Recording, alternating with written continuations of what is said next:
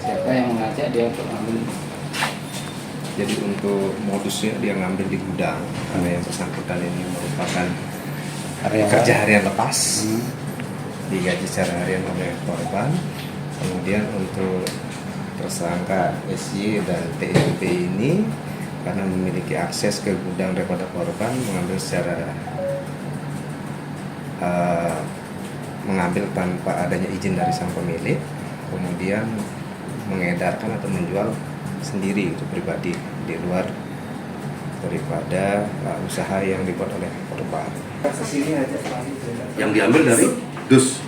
Iya, waktu kita making dari dus, tapi sisa yang kita packing. Sisa yang di packing Iya. itu yang dimasukin ke Iya. dalam tas mereka atau tas mereka ya. Berapa biasanya diambil? Tahu nggak? Enggak tahu.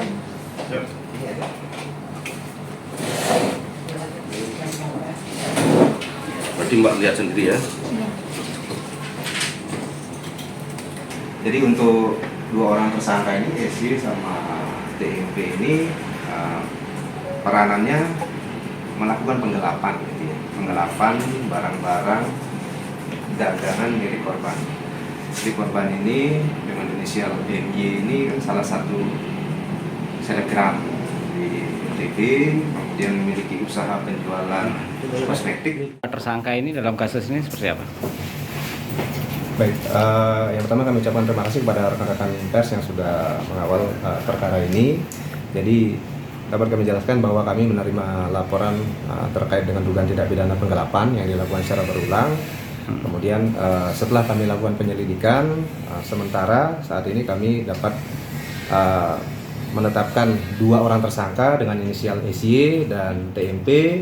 Jadi untuk peranan daripada masing-masing tersangka pada intinya atau kurang lebihnya sama, yaitu kedua orang tersangka ini sebelumnya merupakan karyawan dengan status pekerja harian lepas. Jadi mereka hanya bekerja secara harian, digaji secara harian oleh pihak korban.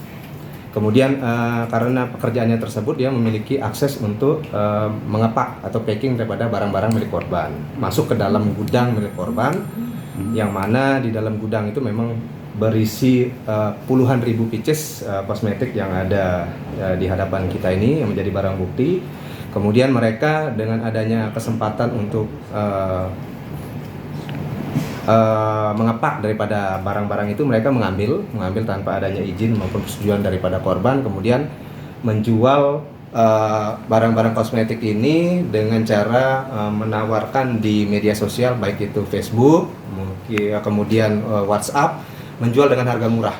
Itu awalnya. Kemudian korban menjadi curiga karena adanya penjualan barang-barang dengan merek pribadi miliknya dijual dengan harga murah, menaruh kecurigaan. Akhirnya melakukan audit terhadap barang-barang di 3 gudang miliknya, dan diketahui ternyata banyak barang yang hilang dengan kerugian material sekitar 300 jutaan. Nah, akhirnya setelah kami lakukan penyelidikan, saat ini kami mengerucut ke dua orang tersangka ini, yaitu SY dan TMP. Namun kami tetap melakukan pendalaman untuk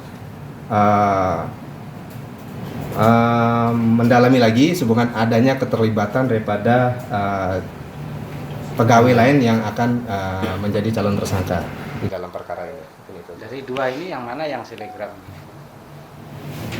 Untuk yang berstatus selebgram bukan daripada tersangka, melainkan korban. Oh, Korban ini merupakan selebgram inisial MC. Ya, MC.